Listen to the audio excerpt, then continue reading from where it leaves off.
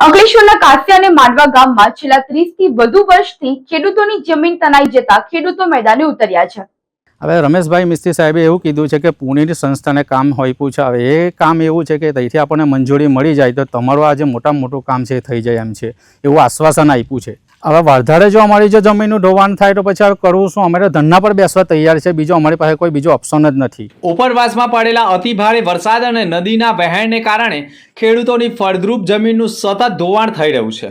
અત્યાર સુધીમાં 1000 એકરથી વધુ જમીન પાણીમાં વહી ગઈ છે અને તાજેતરમાં જ વધુ 50 વીઘા જમીનનું ધોવાણ થતાં 100 થી 200 ખેડૂતો રોજી રોટી વગરના બનવાની આડે આવીને ઊભા રહ્યા છે। અધિકારીઓ અને નેતાઓ આવે છે ત્યારે આશ્વાસન આપે છે અને જતા રહે છે, પણ હવે કાસિયા ગામના ખેડૂતોએ પણ તંત્ર સામે આર પારની લડાઈનું બ્યુગલ ફૂંક્યું છે। કાસિયા ગામના સ્થાનિક અંકુરભાઈ વસાવા અને ગામના અગ્રણીઓએ પણ ખેડૂતો આજે પોતાના અસ્તિત્વની લડાઈ લડી રહ્યા છે। 35 વર્ષથી વધુ સમયથી કાસિયા અને માંડવા ગામના 100 થી 200 ખેડૂતોની જમીન નદીમાં પાણીમાં ધોવાઈ ગઈ છે। ચોમાસામાં ઉપરવાસમાં પડેલા વરસાદને કારણે તાજેતરમાં જ વધુ 50 વીઘા જમીન નદીના વહેણમાં તણાઈ ગઈ છે। હું નામે વિનોદભાઈ વસાવા, જૂના કાસિયા, તાલુકા અંકલેશ્વર, જિલ્લા ભરૂચ। હું હાલમાં જૂના કાસિયાથી અમારા ખેતરમાં અમારી વાડીમાં ઊભો છું। હાલમાં જે વરસાદ પડ્યો એમાં 4 જ કલાકમાં અમારા 18 આંબા જતા રહ્યા, કમળક જતા રહ્યા। હવે સરકાર કહે કે એનું વળતર આપીશું, તે શું વળતર આપશે મને?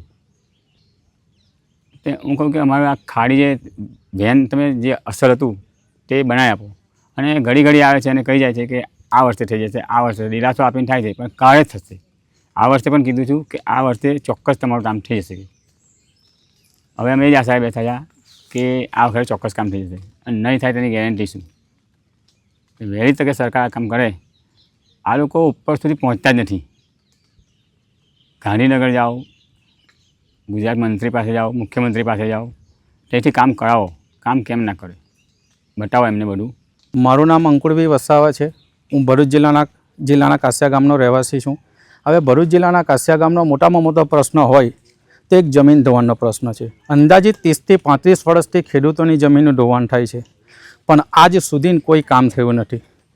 પૂર્વ ધારાસભ્ય દુષ્યંતભાઈ પટેલ પણ આવીને જોયા છે, કલેક્ટર સાહેબ ગૌરાંગ મકવાણા સાહેબ પણ આવ્યા છે, તુષાર સુમેરા સાહેબશ્રી પણ આવ્યા છે, અને ધારાસભ્ય હાલના રમેશભાઈ મિસ્ત્રી પણ અમને આવીને જાય છે, આ જગ્યા પર આશ્વાસન આપે છે તમારું કામ થઈ જશે, પણ આજ સુધી હજુ કંઈ કામ થયું નથી।